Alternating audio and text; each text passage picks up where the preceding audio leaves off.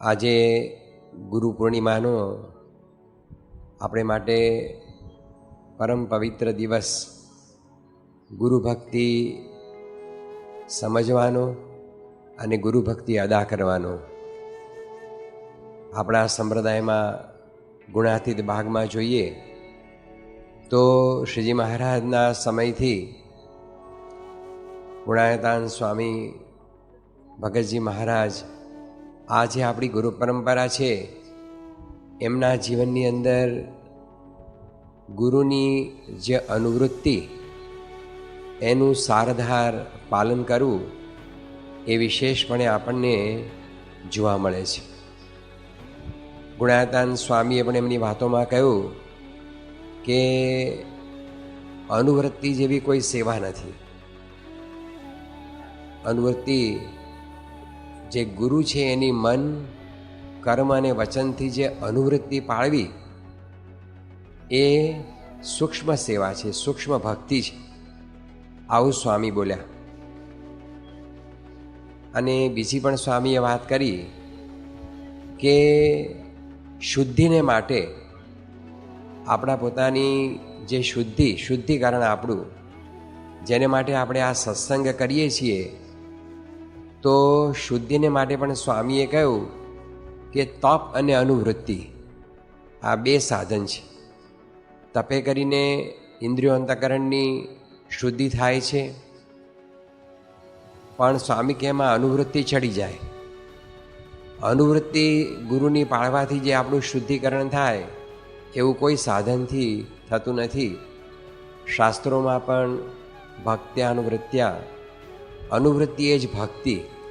યોગીજી મહારાજ આ સૂત્ર અનેક વાર પોતે બોલતા.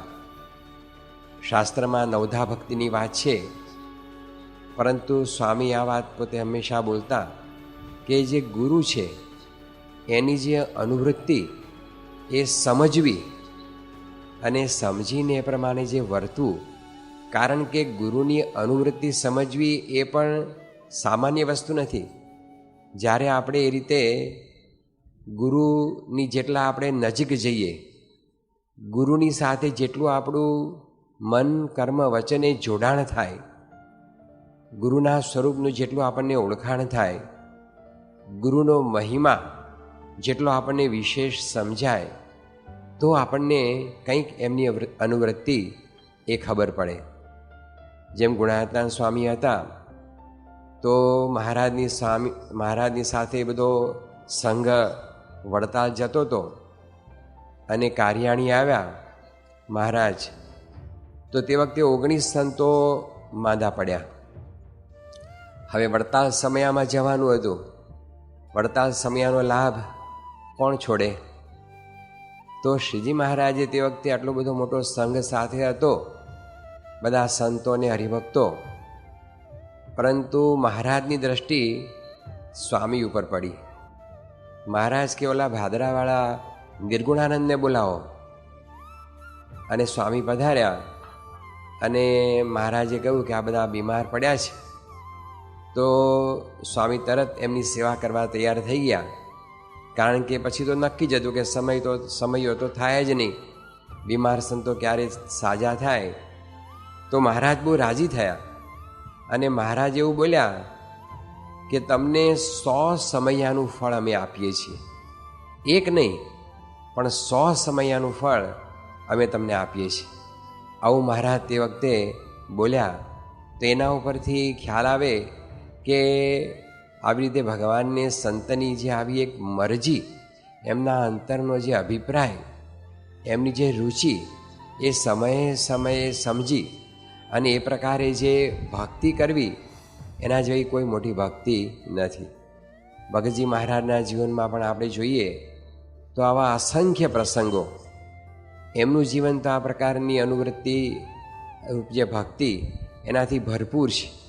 શાસ્ત્રીજી મહારાજે પણ આપણે જોયું કે સમગ્ર પોતાનું જીવન એ ભગતજી મહારાજ અને જાગા સ્વામીનો આદેશ કે અક્ષર અને પુરુષોત્તમની આ નિષ્ઠા પ્રવર્તાવો, એના મંદિરો કરો, તો પોતાનું સમગ્ર જીવન એમાં એમણે ઘસી નાખ્યું. અને એને માટે અનંત અપમાન, તિરસ્કાર આ બધું સહન કરીને માત્ર એક જ નિશાન, બસ કે આ અક્ષર અને પુરુષોત્તમ જે આ સનાતન ઉપાસના છે એના મંદિરો થાય. એ પછી યોગીજી મહારાજે પણ શાસ્ત્રી મહારાજનો મહિમા પ્રવર્તાયો, આ સત્સંગનો મહિમા પ્રવર્તાયો. અને આજે આપણે જોઈએ તો પ્રમુખ સ્વામી મહારાજ પણ છેલ્લા 40 વર્ષથી એ જ નિશાન લઈને પોતે મંડ્યા છે.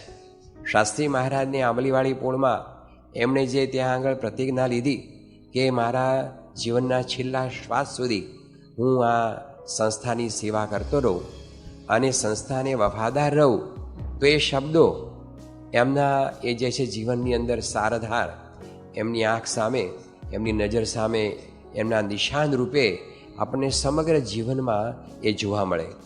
પહેલા જ દિવસથી એમણે જે કાર્ય ઉપાડ્યું અને પોતાના દેહને ઘસી રાખ્યો, રાત દિવસ હરિભક્તોને રાજી કરવા માટે, હરિભક્તોના મનોરથો પૂર્ણ કરવા માટે પધરામણીઓ, વિચરણ અને આ બધા મંદિરોના નિર્માણ. તો આજે આપણે જોઈએ છે કે જે કામ કરતાં કદાચ સેંકડો સાલ નીકળી જાય, પણ એ કામ આજે પરમપૂજ્ય પ્રમુખ સ્વામી મહારાજના વરદ હસ્તે છેલ્લા 40 વર્ષની અંદર આટલા બધા ભવ્ય 800 જેટલા મંદિરો દેશ વિદેશની અંદર, આટલા બધા સંતો, આટલા બધા હરિભક્તો, પણ એની પાછળ સ્વામી બાપા પોતે ઘસાઈ ગયા છે. અને એમની નજરમાં એક જ વાત હતી, શાસ્ત્રીજી મહારાજ અને એમની આજ્ઞા અને એમની આ સંસ્થા, અને કેમ કરીને હું શાસ્ત્રી મહારાજને રાજી કરું. તો એમના જીવનની અંદર દરેકે દરેક શ્વાસે શ્વાસે, પળે પળે એમના જીવનની અંદર આ જ નિશાન હતું, આ જ જાણપણું હતું. અને આ કેમ મારે સિદ્ધ કરવું એ જ એમનો પુરુષાર્થ. તો આજે આપણે જોઈ શકીએ છીએ કે આ સંસ્થાનો જોતજોતામાં કેટલો બધો વિકાસ થયો. તો આજે પણ આપણી એ જ પવિત્ર ફરજ છે. આજે પ્રમુખ સ્વામી મહારાજ જેવા આવા દિવ્ય પુરુષ, સાક્ષાત મહારાજના ધારક આપણને મળ્યા છે, આવા દિવ્ય ગુરુ. આજે આખા હિન્દુસ્તાનની અંદર હજારો લાખો ગુરુઓની આ જે છે તે પ્રશસ્તિ થતી હશે, લોકો એમના ગુણગાન ગાતા હશે, એમનું પૂજન વગેરે થતું હશે, બધું સારું જ છે. પણ ખરેખર આપણે અત્યંત ભાગ્યશાળી છે કે આપણને આવા સાચા પુરુષ, આવા ગુણાતીત પુરુષ, સાક્ષાત ભગવાનનો આપણને ભેટો કરાવી દે એ પુરુષ મળ્યા છે. તો એમની અનુવૃત્તિ અત્યારે શું છે એ સમજીને આપણે જે કાર્ય કરવું, સેવા કરવી, ભક્તિ કરવી એ મોટી વાત છે. શાસ્ત્રી મહારાજના વખતમાં શરૂના વર્ષોની અંદર સારંગપુરમાં બધા સમયા ઉત્સવ થાય, બધા હરિભક્તો સંતો ભેગા થાય, ત્યારે આ પ્રશ્ન બહુ ચર્ચા થતો કે અત્યારે શાસ્ત્રી મહારાજની શું અનુવૃત્તિ છે, શું સિદ્ધાંત છે, શું અભિપ્રાય છે. તો ત્યારે નિર્ગુણદાસ સ્વામીને બધા સંતો એક જ વાત કરતા કે અક્ષર અને પુરુષોત્તમની આ જે ઉપાસના, આ નિષ્ઠા પ્રવર્તાવી અને એનું પ્રગટ સ્વરૂપ શાસ્ત્રીજી મહારાજ એને ઓળખવા અને એમાં જોડાઈ જવું એ અનુવૃત્તિ છે. એમ અત્યારે પણ પ્રમુખ સ્વામી મહારાજનો જેટલો મહિમા આપણને સમજાય, જેટલા એમના દિવ્ય ગુણો એનું આપણે એ રીતે સ્મરણ કરીએ અને એ ગુણોને આત્મસાત કરવા માટે આપણે એ રીતે એમની અનુવૃત્તિમાં વર્તીએ, એમની રીતે ભક્તિ કરીએ. જે શરૂઆતમાં આપણે કહ્યું ને કે આ અનુવૃત્તિ જેવી કોઈ મોટી સેવા નથી, એના જેવી કોઈ ભક્તિ નથી. અત્યારે બાપાની અનુવૃત્તિ એક જ છે કે આપણે બધા સંપ સુરત ભાવ રાખી અને આ સત્સંગ કરીએ. આવો દિવ્ય સત્સંગ છે અને એનો વિસ્તાર હજુ તો અનંત ગણો થવાનો છે. પણ એમાં આપણા પક્ષે આપણી ભક્તિ, આપણી સેવા કઈ, આપણે બાપાને કેવી રીતે રાજી કરી શકીએ. તો આપણે અંદર બધા સંતો, હરિભક્તો ખૂબ સંપ, સુરદભાવ અને એકતા રાખી અને એ રીતે જો સત્સંગ કરીએ તો બાપા એટલા બધા રાજી થાય કે ન પૂછો વાત. એ પોતે એ કદાચ ભલે આપણાથી ગમે એટલા દૂર હોય, આપણને કદાચ એમના નજીક દર્શન કે નજીક સેવાનો લાભ ન મળતો હોય, પણ એ અંતર્યામી છે, એ સર્વજ્ઞ છે, બધું જ જાણે છે. આ કોણ કયા ખૂણાની અંદર કઈ રીતે સત્સંગ કરે છે અને એમને રાજી કરવા માટે એમની આજ્ઞાનું પાલન કરે છે, એ બધું જ એ જાણે છે, જુએ છે. તો મોટી એમની આ જ અનુવૃત્તિ છે કે સંપ સુરદભાવ અને એકતા રાખી અને આપણે આ જે સત્સંગ છે એ આપણે કરીએ તો એમાં આપણને પોતાને પણ સમાસ થશે અને સત્સંગમાં પણ સમાસ થશે, કે ત્યાં બીજાને પણ સમાસ થશે, બીજાને પણ ગુણ આવશે અને બીજા પણ સત્સંગમાં જોડાશે. એટલે સ્વામી યોગી મહારાજ પણ એ જ વાત કરતા કે અવગુણ લેવો એ ઝેર ખાવાનો રસ્તો છે. અને જો કદાચ આપણે અભાવગુણમાં પડી ગયા તો સ્વામી કહે કે આ સત્સંગ ચૂથાઈ જશે. સત્સંગ ચૂથાઈ જશે એટલે આપણો પોતાનો સત્સંગ ચૂથાઈ જશે અને બહાર પણ અસમાસ થશે. એવું યોગીજી મહારાજ ઘણીવાર પોતે કહેતા કે અભાવગુણમાં જો આપણે પડીશું, ખટપટમાં આપણે પડીશું તો આપણો પોતાનો સત્સંગ અને એને કારણે બીજા સત્સંગની અંદર પણ બધો ઉદ્વેગ થશે અને સત્સંગ ચૂથાઈ જશે. તો આ મોટા મોટી જે આજે બાપાની અનુવૃત્તિ છે એ સંપ સુરતભાવ એકતા રાખી અને આપણે આ સત્સંગ કરીએ. અને અત્યારે આપણે જોઈએ છીએ કે બાપાએ આપણને એક પણ વિશેષ આજ્ઞા કરી છે કે ઘર સભાની. ઘર સભા આપણને સામાન્ય ઘણીવાર લાગે કે એમાંથી આપણને શું મળશે, એમાંથી આપણને શું સમાસ થશે.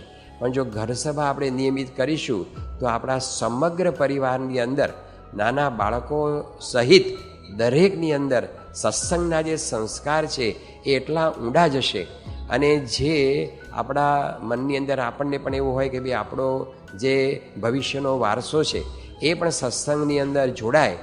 તો ઘર સભા એક એવું માધ્યમ છે, એક એવું દિવ્ય સાધન છે કે એનાથી સમગ્ર પરિવારની અંદર આત્મીયતા, એકાત્મતા, સુહૃદભાવ અને સમગ્ર પરિવારની અંદર સત્સંગના સંસ્કારો ખૂબ દ્રઢીભૂત થાય છે. તો આજના પ્રસંગે આપણે બાપા પાસે એટલું જ માગીએ કે અમે સૌ ખૂબ સંપ સુહૃદભાવ એકતા રાખી અને સત્સંગ કરીએ અને આજે આપની જે આજ્ઞા છે એ પ્રમાણે અમે બધા નિયમિત ઘર સભાની અંદર જોડાઈએ એવા આશીર્વાદ પરમ પૂજ્ય બાપા પાસે માગીએ. એ જ પ્રાર્થના.